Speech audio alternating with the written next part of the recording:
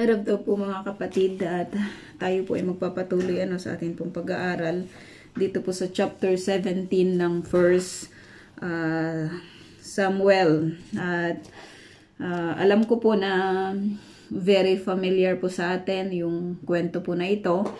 Maging sa atin po na lagi pong nagtitrip sa lugar po ng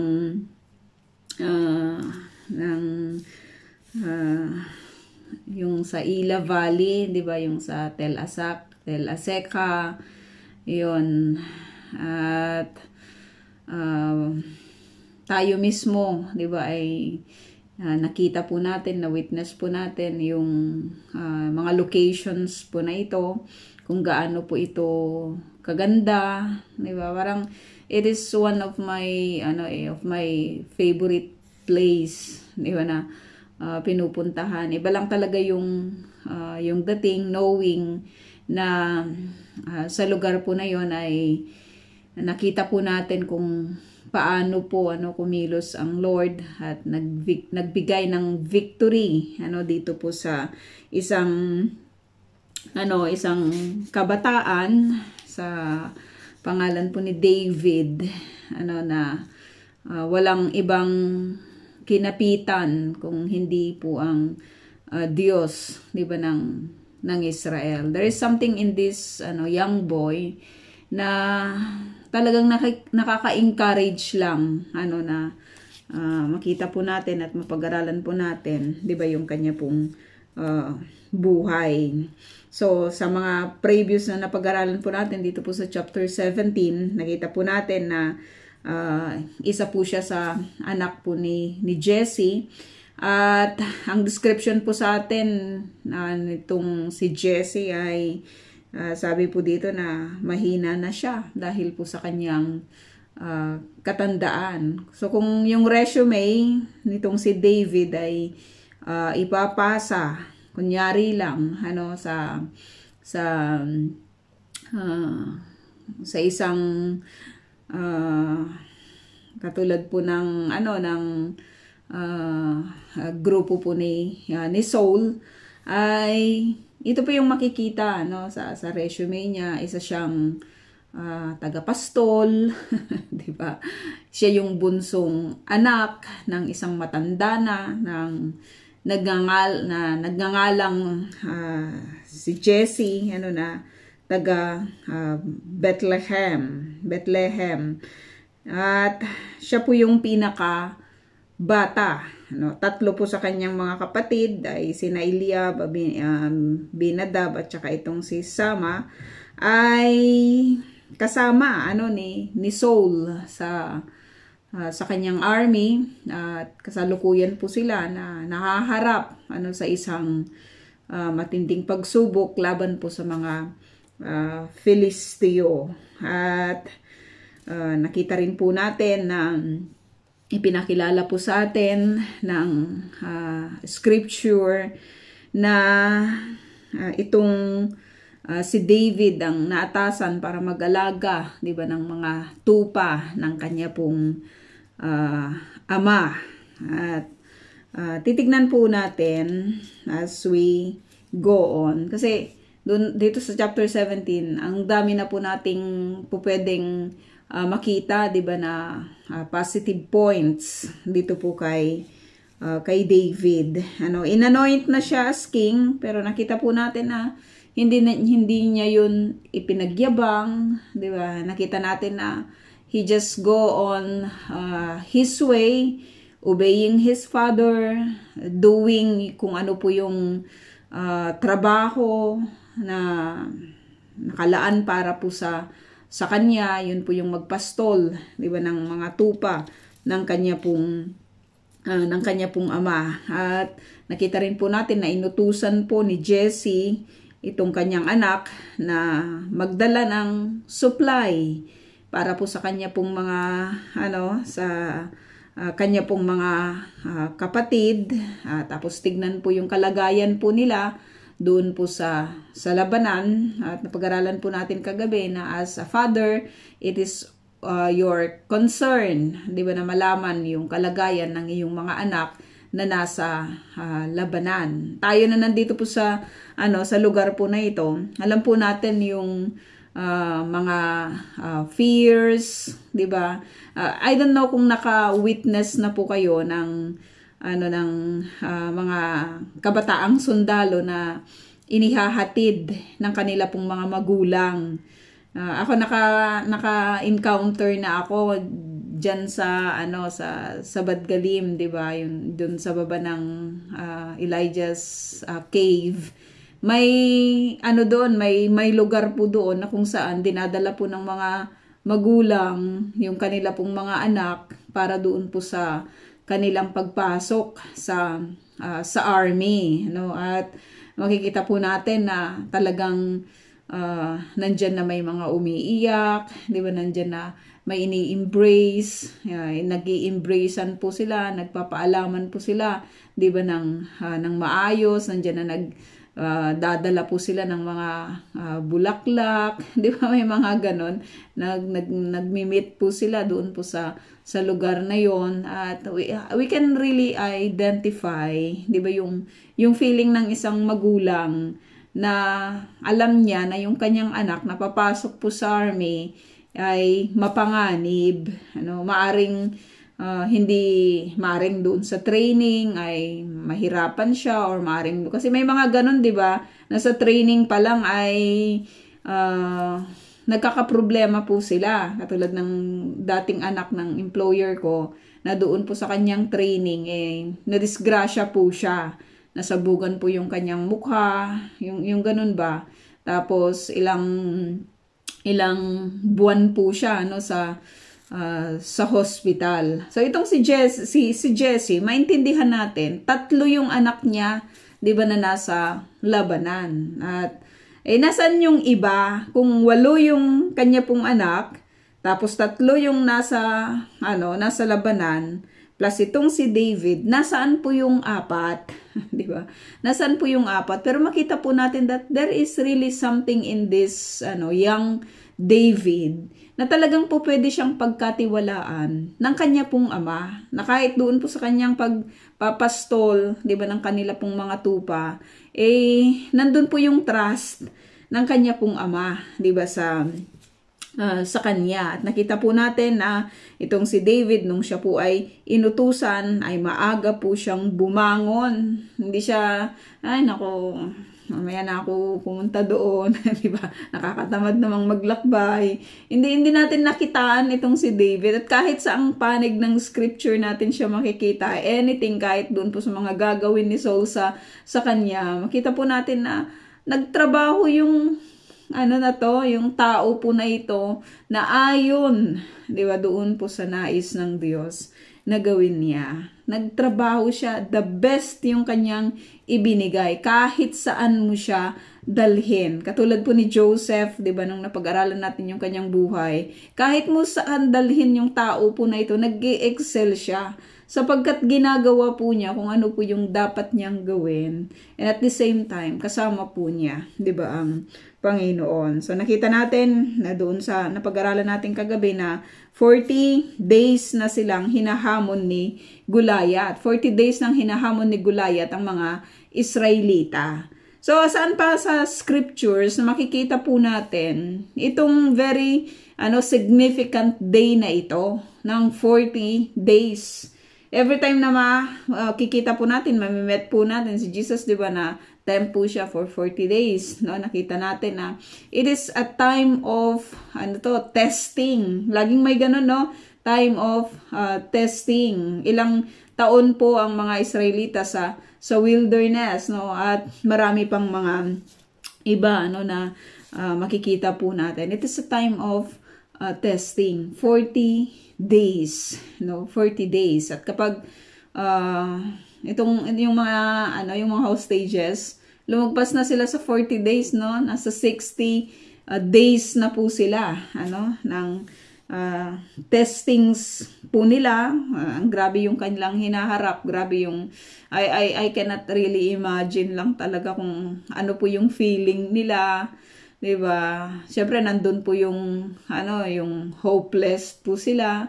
Tapos hindi natin alam kung ano po yung ginagawa, 'di ba, sa sa kanila, no, sa mga kapanahunan po na ito. So we will just include them lang talaga in our prayers. So nakita natin na 40 days and 40 days na hinahamon po ni Goliath ang mga Israelita. At nagkataon na itong si David ay nasa nasa lugar po na yon.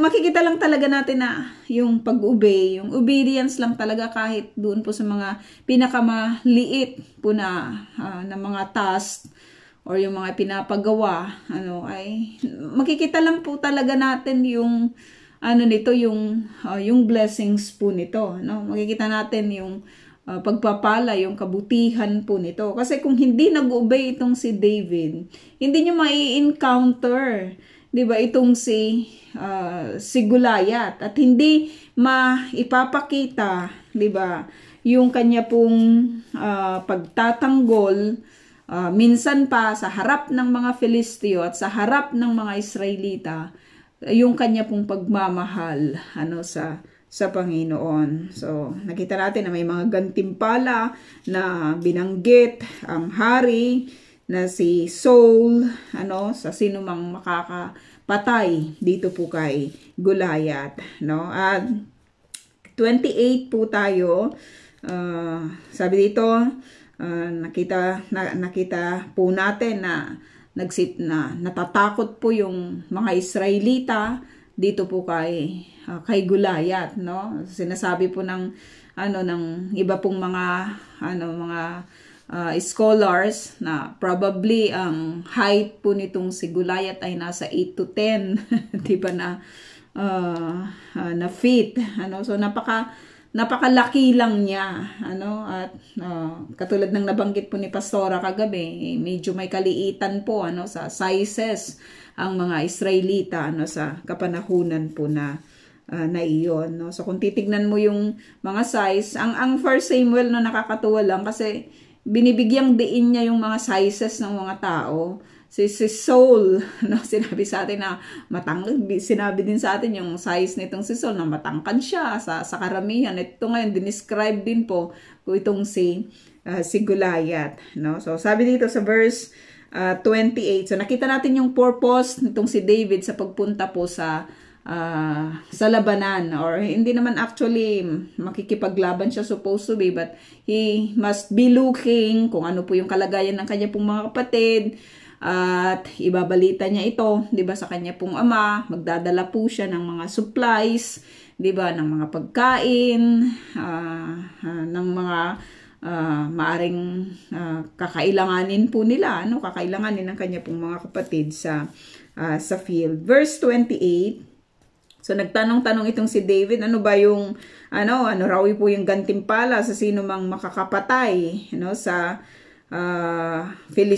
Filistiyong at sa makakapag-alis ng kahihiyan sa Israel. At sino ba ang paganong ito na humahamon sa hukbo ng Diyos na buhay? So from his statement alone, makikita po natin na itong si David ay talagang meron po siyang concern pagdating po sa mga affairs, 'di ba, ng Panginoon. 27, sabi dito, tulad ng narinig mo, gano'n ang gagawin ng hari sa makakapatay sa Filistiyong niyan, sagot ng mga kausap niya. 28, narinig ni Eliab, ang panganay na kapatid ni David, ang pakikipag-usap niya sa mga kawal. Nagalit ito kay David.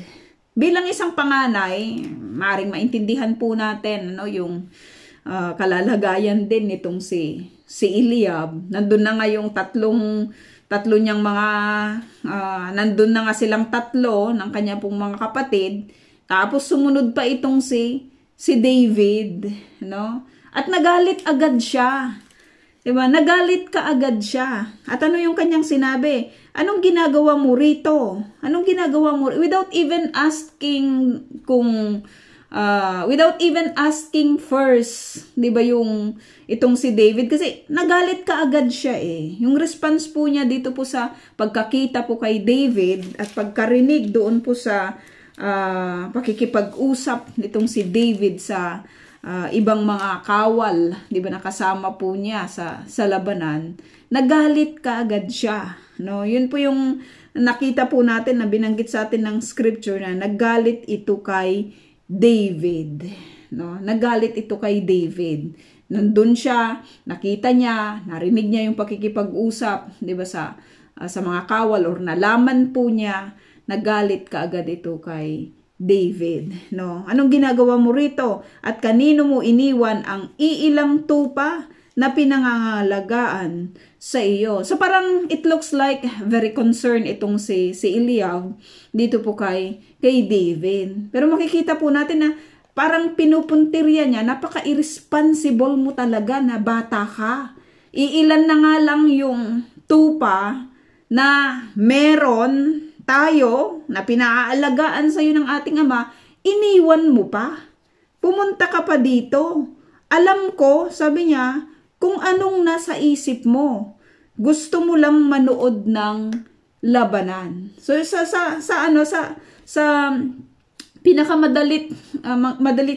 madaling salita, sinasabi po nitong si Eliab, wala ka talagang kwentang bata ka. 'Di ba? Nandito ka para lang manood ng labanan. Nandito ka kasi irresponsible ka.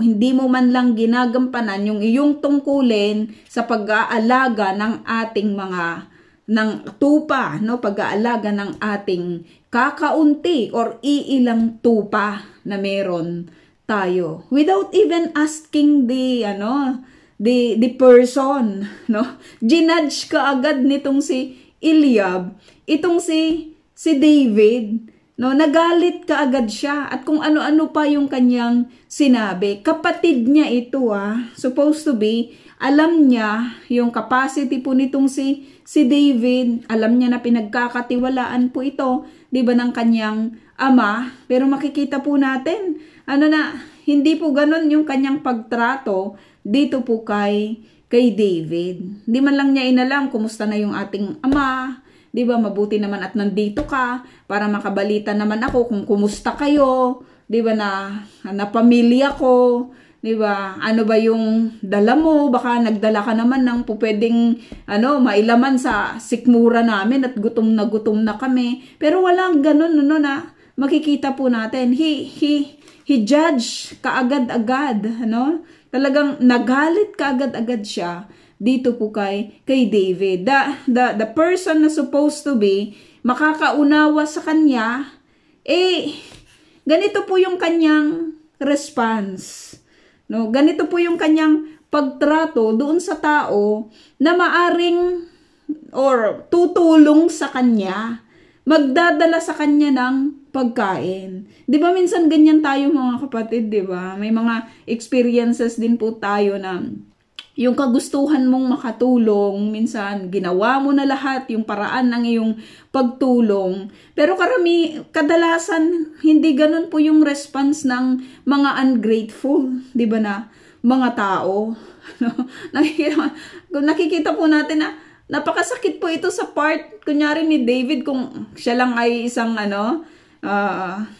talagang matapang na itong si David, 'di ba? Kikita natin, babanggitin niya as we go on, sasabihin niya, grabe ka naman, hindi mo man lang tinanong kung ano yung dala ko, 'di ba? Makikipag-away supposed to be siya dito sa kanyang kapatid, na si Eliab. So when you want to when we really want to do lang talaga yung lahat ng mga bagay, 'di ba? Patungkol po sa atin pong pag-obey sa Panginoon in our obedience. Expect people, 'di ba, na who will criticize us lang talaga even in doing good. 'Di ba? Maraming mga ganon. Minsan hindi lang sa ibang tao manggagaling, 'di ba? Kundi mismong sa atin pong mga pamilya, may mga criticisms po tayo na marireceive, na parang binabanggit na you are irresponsible, 'di ba? Na wala kang kwenta, walang hindi importante yung ginagawa mo, 'di ba? Kumbaga parang minamaliit po minsan, no? Or madalas ang atin pong mga katauhan, ng mga ito po yung masakit minsan ay mismong sarili nating family. At itong si Eliab, hindi niya kinuha itong si David at binulungan. Anong ginagawa mo dito? Hindi. Ipinapahiya niya si David sa harap ng kanyang mga kasama. Diba? Na mga kawal. Basta nagsasalita siya, nagalit siya. Diba? At kung ano-ano pa yung lumabas, diba, sa kanyang bibig. No doubt lang talaga na hindi siya ang pinili ng Diyos. Diba? Nasa kanya yung lahat eh. Maayos siyang tignan, diba? Makikita po na, pero hindi siya. Kasi there is something in this man about his character. Diba? About his character. Nakakatuwa lang ang Panginoon na kapag pumipili siya, character po yung kanyang tinitignan. Diba? Character yung kanyang tinitignan. And let's look, ano ba yung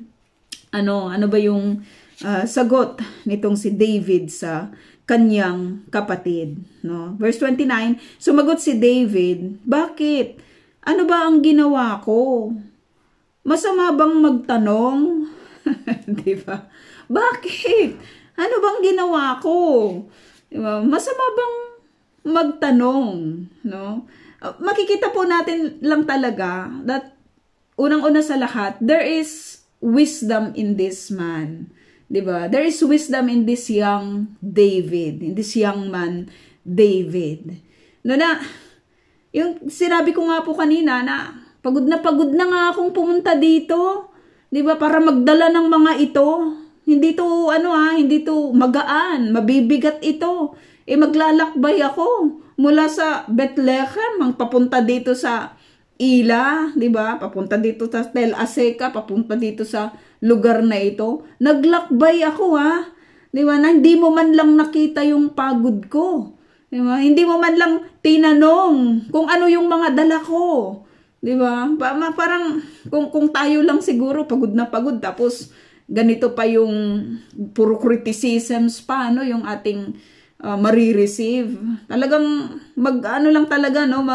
iinit lang talaga yung ulo natin. Madalas ganun, no? Kahit ako, talaga mag-iinit na. Pagod ka na nga. Ginawa mo na nga yung lahat. Nag-obey ka na nga, di ba, sa yung father. And here, nandito ka dumating, criticisms pa. Di ba, yung iyong matatanggap. At mismong sa iyo pang sariling kapatid. No?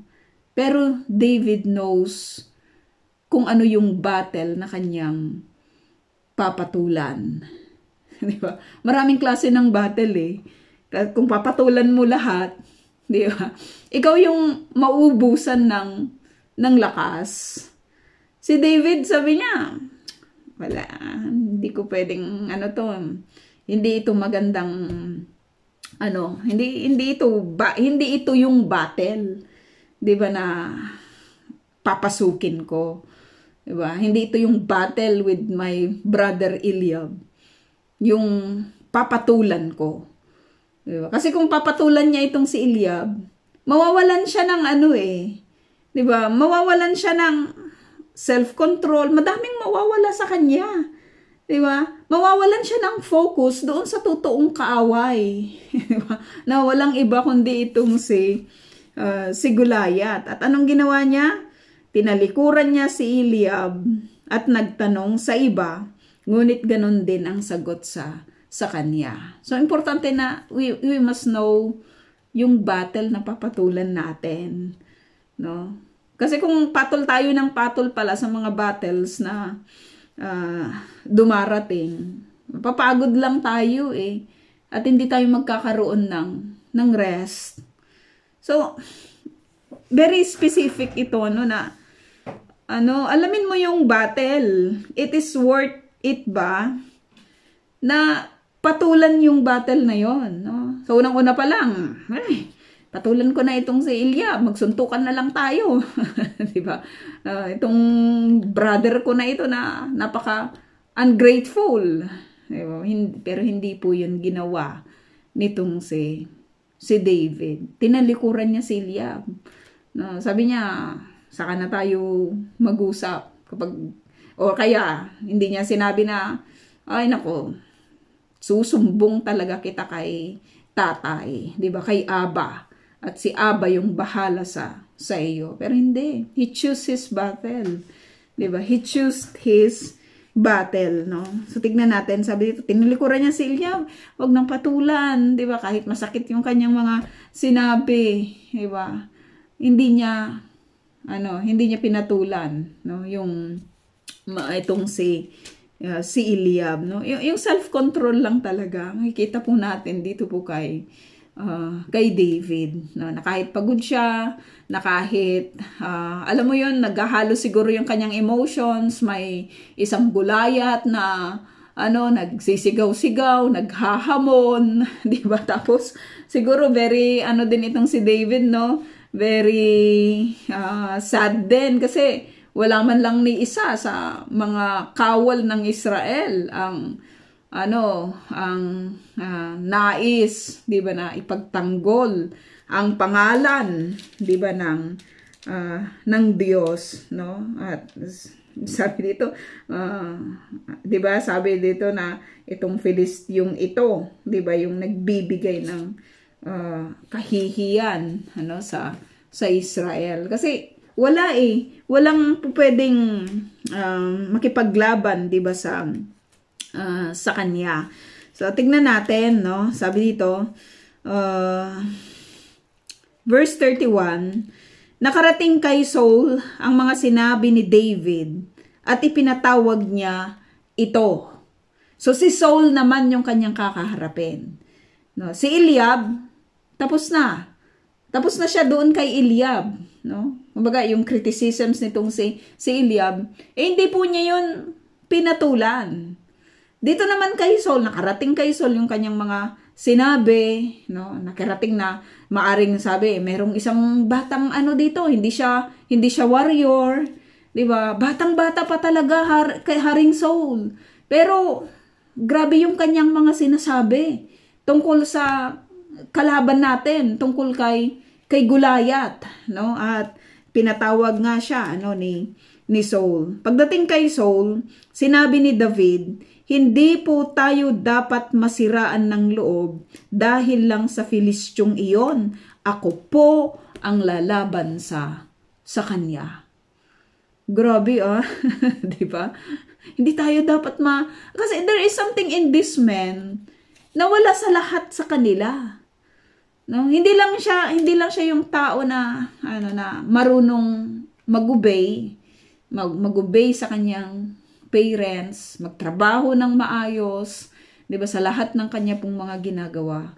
Napakalaki po ng kanyang pananampalataya, 'di ba? Napakalaki ng kanyang pananampalataya, no? Kausap na niya yung hari at sinasabi niya, hindi po tayo dapat masiraan ng loob dahil lang sa Filistyong yan. Yung una po niyang sinabi, 'di ba, ay makikita po natin sino ba ang paganong ito na humahamon sa hukbo ng Diyos na buhay. Yun po yung pagtingin ni David sa mga Israelita, sa mga kawal ng Israel. Hukbo ng Diyos na buhay. Hukbo ng Diyos na buhay. Sino itong Filistyo na to na humahamon sa hukbo ng Diyos na buhay? Grabe yung kanyang pagtingin sa Diyos na meron siya. 'Di ba? Grabe yung kanyang pananampalataya sa Diyos na meron siya, no? At tingnan natin. Sabi dito, sinabi ni Saul, hindi mo kaya ang Filistyong iyon. Diba? Batang-bata ka pa, balong. Diba? Samantalang siya'y isang mahusay na mandirigma mula pa sa kanyang kabataan. No? Kay Eliab, makita po natin may mga criticism siyang natanggap dito po sa kanyang hari. Ganon din discouragement. Ganon din discouragement yung kanyang natanggap. Kahit gaano pa kalaki yung pananampalataya mo, young boy, hindi mo kaya yan. Hindi mo kaya si Gulayat. Batang-bata ka pa. Sabi niya, at yang si Gulayat na yan, isa yang mahusay na mandirigma mula pa sa kanyang kabataan. There is truth naman dito po sa sinasabi nitong si Saul. Kasi bilang hari, hindi mo lang talaga ilalaban ang isang batang-bata pa na walang karanasan sa pakikipagdigma. Diba? Sino naman ang sino naman ang nasa matinong pag-iisip, 'di ba, na lalabanan, ipapalaban mo yung isang napakahusay na mandirigma sa isang wala man lang experience, hindi nga kasali, 'di ba, sa hukbo, 'di ba, ng Israel, kasi bata pa, no? May mga kapatid siya na nakasali na, siya bata pa, hindi pa siya pupwede. Maaring hindi, tagahawak po siya ng sandata, pero maaring hindi pa niya yun talagang nagamit, 'di ba, sa pakikipaglaban, kasi hindi pa naman siya nasuong, 'di ba, sa mga ganito pong klase ng pakikipaglaban, no? So sabi ni Saul, discouragement, hindi mo kaya, 'di ba? Hindi mo kaya. Mapapatumba ba itong si David ng criticisms, ng discouragement? 'Di ba? Criticisms mismo sa kanyang sariling pamilya, discouragement mula po doon po sa kanyang leader na si Saul. So when we are into the service of God, expect yung sinasabi ko po na criticisms and discouragement, 'di ba? Discouragement, maaring from your leaders. May mga ganun May mga ganun sa kapanahunan po ngayon. Imbes na i-encourage ka, 'di ba? Discouragement po yung madalas na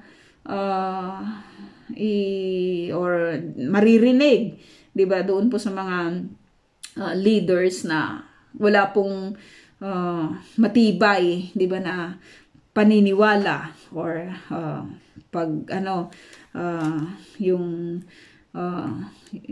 wala silang matibay, 'di ba, na pagkakilala doon sa Diyos, no, na nagtayo po sa kanila, no? So maraming klase po ng discouragement, no? Maaring ewan ko po kung saan po kayo nadi-discourage, pero yung eagerness po nitong si David, instead na sabihin ni Eliab, kilala ko yung batang to, kapatid ko to, grabe lang talaga tong bata na to, pagdating sa kanyang pagtitiwala sa Diyos, or sasabihin naman nitong si Saul, grabe yung iyong pananampalataya, alam ko, 'di ba, na totoo na ang Diyos ang magbibigay ng tagumpay, 'di ba, sa atin, sa mga Israelita, kaya tama ka, hindi tayo dapat matakot. Pero walang ganon, 'di ba? Hindi 'yun narinig po nitong si David, no? Hindi niya narinig ito mismo sa bibig ng kanyang kapatid at sa bibig ng kanyang leader,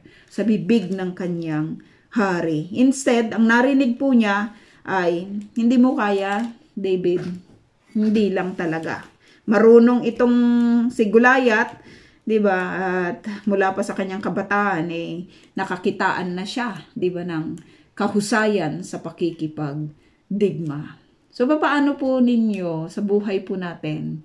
Paano po natin hinaharap yung mga criticisms at yung mga discouragement sa buhay? Si David, tignan natin. Yung isang criticism na natanggap po ni David mismo sa kanyang sariling pamilya, pinabayaan niya, hindi niya pinatulan. Diba? Hindi niya pinatulan. Dito naman kay Saul, diniscourage po siya. Pero ano yung kanyang isasagot? 34, ngunit sinabi ni David kay Saul, ako po, makita natin, di ba, na may response siya dito po kay Saul. Kay Eliab, hindi siya nagbigay ng kahit na anumang sagot. Di ba, tinilikuran lang niya itong si Eliab. Kaya sabi ko nga, itong tao na ito, marunong siyang pumili ng kanyang battle. Di ba? Marunong siyang pumili ng kanyang battle. No? Sabi niya, ako po ang nag-aalaga. Ito yung kanyang resume dito kay Saul. Mag-a-apply siya, napapatayin niya, or siya po yung makikipaglaban dito po kay Goliath. No? Ako po ang nag-aalaga sa kawan ng aking ama. No? Ako yung nag-aalaga. Okay. Siguro sabi ni Saul, okay, ikaw ay isang shepherd. Sabi dito, kapag ang isa sa mga tupang inaalagaan ko ay tinatangay ng leon o oso Leon yun ha? Sino ba na? Leon yun, malakas yun.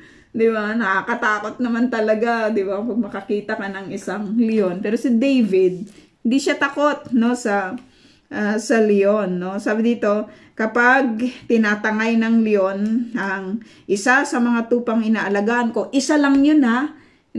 Kung ikaw ay pabaya na tagapag-alaga, isa lang naman, ba't ko naman isusuong yung buhay ko laban dyan sa leon na yan, 'di ba? Sige na, ibigay na lang yung isa, 'di ba, sa leon, no? Nasila anong magagawa, 'di ba? Nasila, pero hindi, kahit isa man yung tupa na yon na inaalagaan niya, na tinatangay ng leon, at kaya oso, sabi dito, hinahabol ko po ito at inaagaw ang tupa. Isa lang yun ha, kapatid.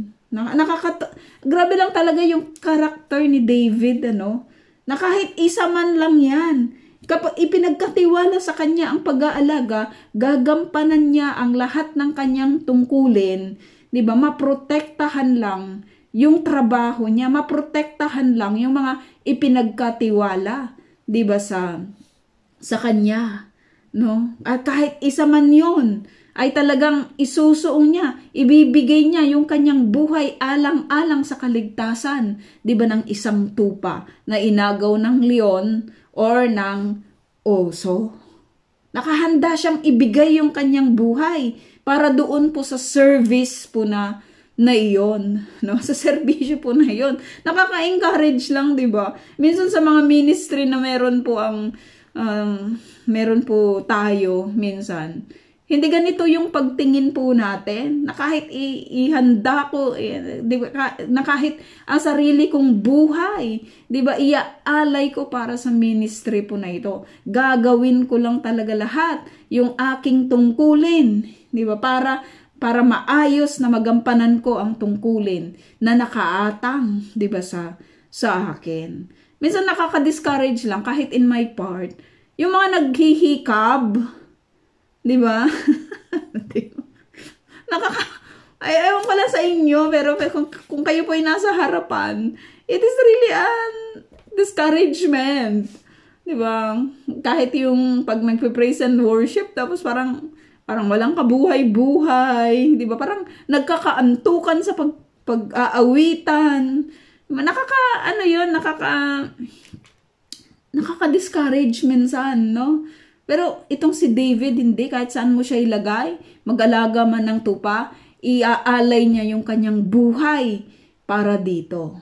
Diba? Iaalay niya yung kanyang buhay. Isa lang yun ha, pero inaagaw niya yun. Diba? Nakikipag-agawan siya sa mga leon o kaya sa oso na tumatangay sa kanyang inaalagaan. Grabe po yung kanyang protection. No? Grabe siyang mag-protect sa mga ipinagkatiwala po sa kanya. So kung ano po yung pinagkatiwala sa atin, kung ito po ay ministry, how do we work, 'di ba, sa mga na ipagkatiwala sa atin? Pinoprotektahan din po ba natin ito with all our might, with all our strength, with all our time? Si David ganun siya. Kahit sa murang edad po niya, sa kabataan po niya, ganito po siya magtrabaho, no? Kaya tingnan natin. Okay, naagaw mo, 'di ba? Isa kang shepherd, inaagaw mo sa leon o kaya sa oso, whatever be your pamamaraan, talaga nakikipag face to face ka sa mga nilalang na ito. So habang siguro itong si David ay nakikipag-agawan sa mga leon o kaya sa oso, he never thinks that one day lang talaga siguro sa buhay niya na makakaharap niyang isang higante. Diba? Hindi niya sinasabi, magtitrain ako na agawin ito sa isang leon kasi darating ang panahon, makikipag-away ako, makikipaglaban ako sa isang higante. Diba? Hindi yun sumagi, maari sa kanya pong isipan. He just do, diba? Kung ano po yung, he just work, ginawa niya yung lahat ng kanyang makakaya, 'Di ba? Inilaan niya yung kanyang buhay sa pagtatrabaho, pagpoprotekta sa mga ipinagkatiwala po sa kanya. At makikita natin later on kasi alam naman po natin yung ating kwento. Alam naman po natin yung kwento niya, itataas po siya, 'di ba, ng Panginoon.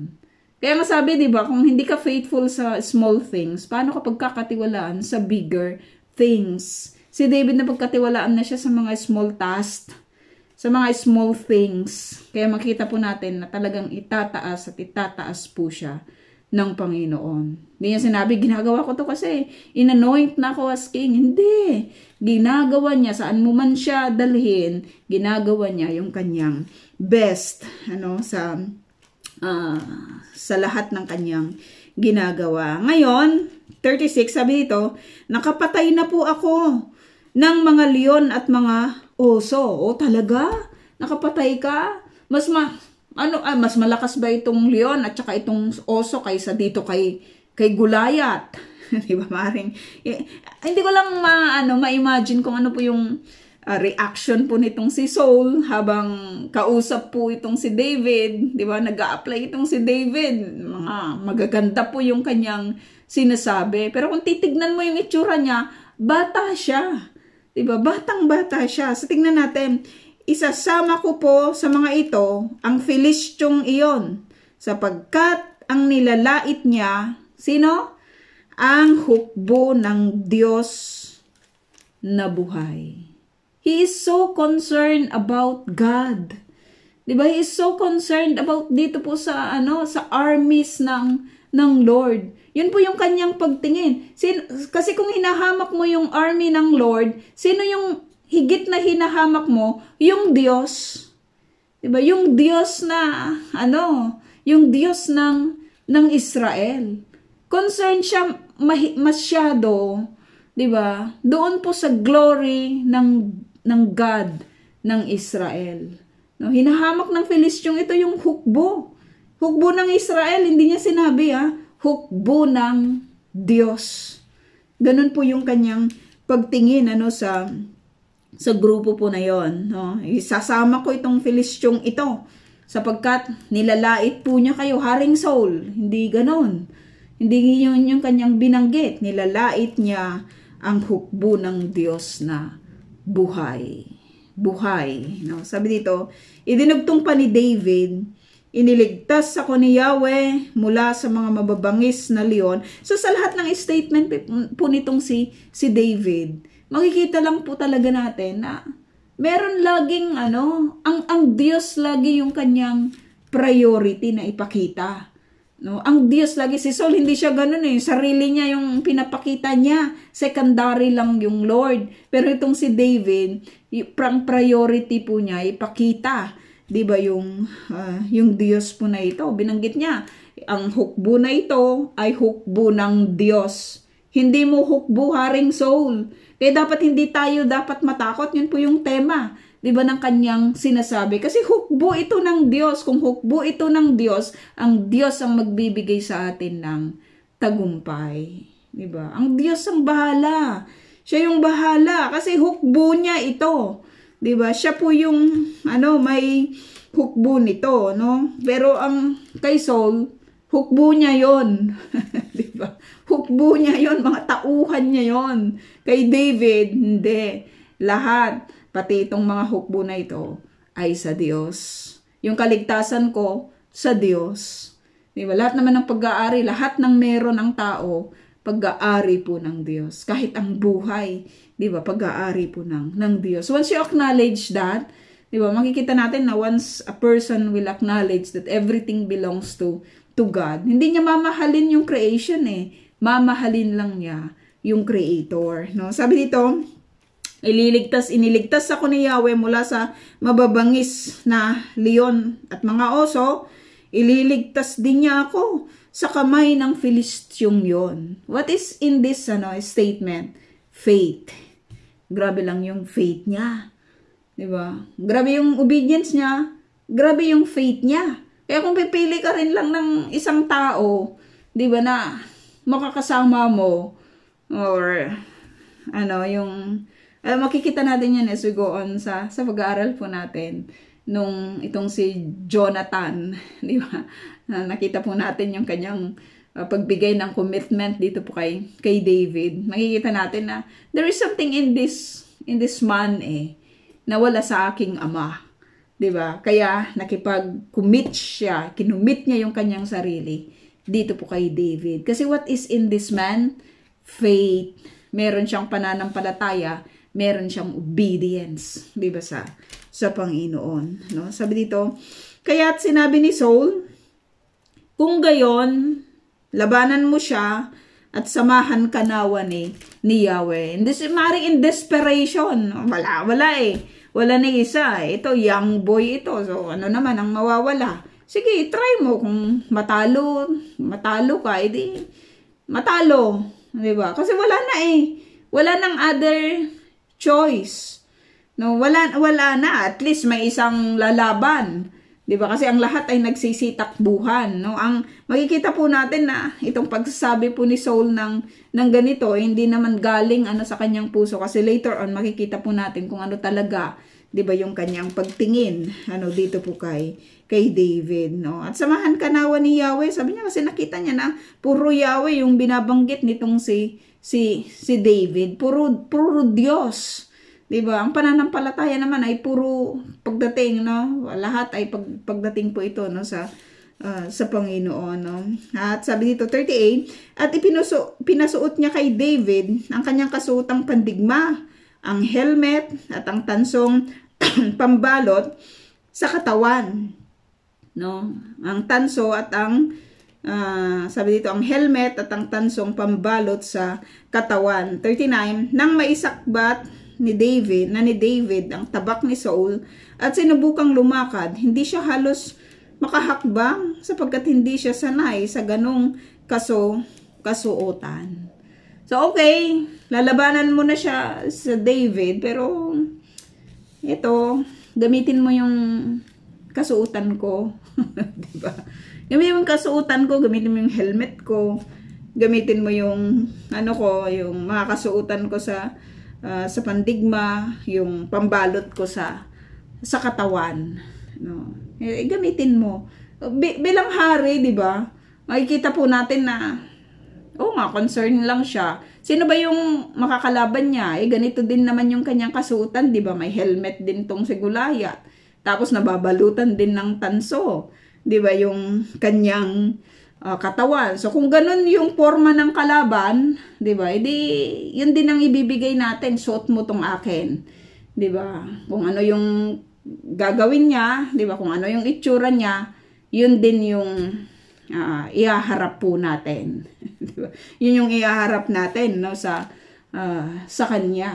No? Gusto ni Saul na kung ano yung nakikita niyang forma ng kaaway, ganun din yung panlaban niya, 'di ba? Dito po sa kay Goliath.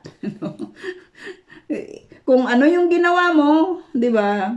Yun din yung gagawin ko.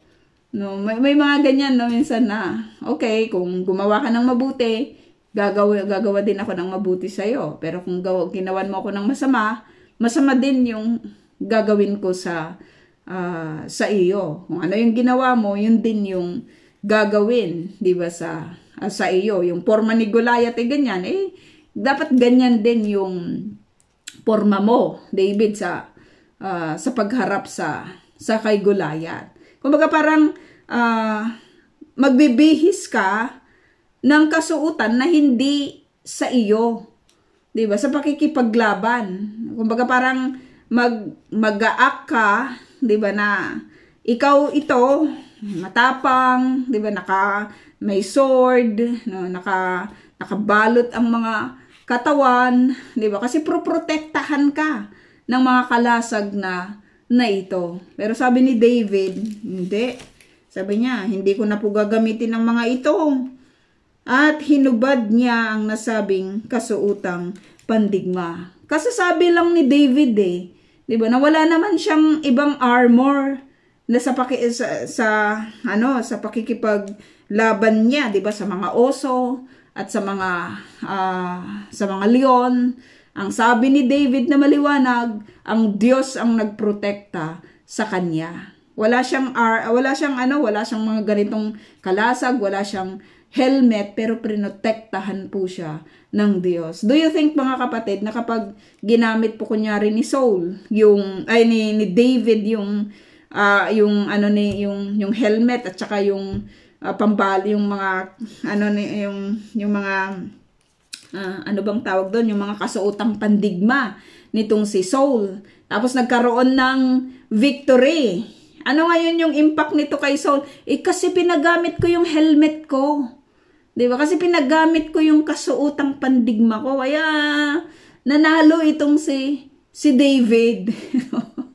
Kukuhanin na naman niya yung credit. 'Di ba? Mapupunta na naman sa kanya, madadagdag na naman dito po sa kanyang mga kasalanan.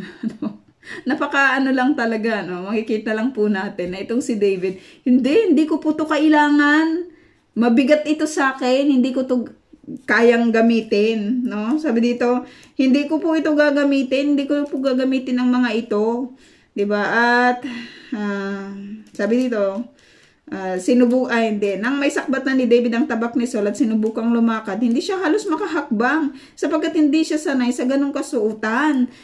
Kasi hindi ikaw yun eh. Do not pretend to be you. Do not pretend to be others. Kung hindi naman talaga ikaw yun. Diba? Hindi, minsan may mga ganon, diba, na mga ginagaya-gaya tayo kahit sa mga prayers, may mga ganun eh. May mga ginagaya, kung punong-puno ng hallelujah yung ginagamit mo, ay yung ginagaya mo din na punong-puno ka din ng hallelujah, di ba, sa yung mga prayer. Okay lang naman po yun, di ba? Pero kapag sinabi mong hallelujah kasi, ilang millions na yon, di ba, na pagpupuri sa Panginoon. Sapat na yung isa. Diba na pagsasabi, ang tinitignan ng Lord ay yung hindi yung mga nilalabas mo sa yung bibig, kundi kung paano mo isinasabuhay yung sinasabi mo, diba, na hallelujah. Minsan nakaka-disturb din yung mga puro na lang hallelujah sa bawat beginning, middle, ending ng kanilang mga sinasabi. May mga hallelujah silang binabanggit. Mas importante yung yung character, kapatid, 'di ba? Hindi ko po sinasabing pero minsan destructive, 'di ba? Yung mga parang bukang bibig na lang ng iba, parang pampadami lang, 'di ba, sa mga prayers minsan yung ginagamit po nilang mga hallelujah, Do not pretend to be somebody when you're not. Diba? Just be simple like David. Hindi ko po to kailangan haring Saul. Diba? Kung ano yung natural mo, diba? Kung kahit nga minsan may mga ginagaya tayong mga preachers, hindi, just be natural. Kasi si God, diba, nagwo-work siya naturally, individually sa isang tao. Sa isang tao, do not copy. Hindi tayo copycat. Diba? Do not copy. Kung magka-copy ka man, ay yun yung talagang matinding pananampalataya at pagsunod ng isang tao sa Diyos. Kaya nga sabi ni Paul, imitate me as I imitate Christ. Diba? Yung isang tao na nag-i-imitate ng iba, ay dapat makita niya na yung tao na yun ay ini-imitate din. Diba? Panginoon. Hindi, sabi ni David, hindi ko po ito kailangan kasi hindi ito yung ko, hindi ito yung hindi ito yung ako, hindi ito yung nakasanayan ko. At hinubad niya ang nasabing kasuotang pandigma. Pagkatapos, sabi dito, dinampot niya ang kanyang tungkod. Tungkod lang ang meron siya eh. 'Di ba? Namulot siya ng 5 makikinis na bato sa sapa. Dito may mga big deal sa iba yung bakit 5? Diba? Kung ano-ano na yung kanilang mga binabanggit. 5 yung kanyang 5 yung kanyang nakuha para pag na-miss niya yung isa, at least may 2, at least may pangatlo pa na bato, at least kung may pang-4, and no other else. Yun lang siguro kasi labanan na ito. Kung kung mamumulot naman siya ng napakarami, 'di ba? Di mabigat din yun para sa kanya. Diba? Pero makita natin that this man is really living by faith, no, na nakapulot siguro sa pagmamadali niya, 5 lang yung talagang na ano niya, na napulot niya. At naisip ko lang, sana makapunta pa kaya tayo doon. Diba? Mamulot tayo ng 5 ring bato, no, as a remembrance, ano, sa lugar po na iyon. Very significant, no? Hindi nga niya naggamit yung 5 di ba, na bato, ano, na kanyang dinampot. Namulot siya ng 5 makikinis na bato sa sapa, inilagay sa kanyang supot, no? Siguro hindi rin naman kalakihan yung kanyang supot, di ba? Napampastol, sabi dito, at lumakad upang harapin si Goliath. Lumakad na siya upang harapin si Goliath. Hindi siya nagmamagaling, di ba? Hindi siya nagpapa-impress.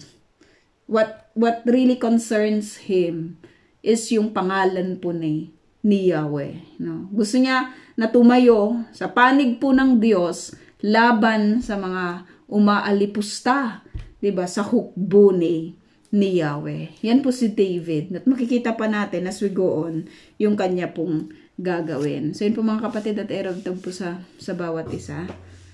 Ita-type ko na lang po yung ating question, Sister Lorna.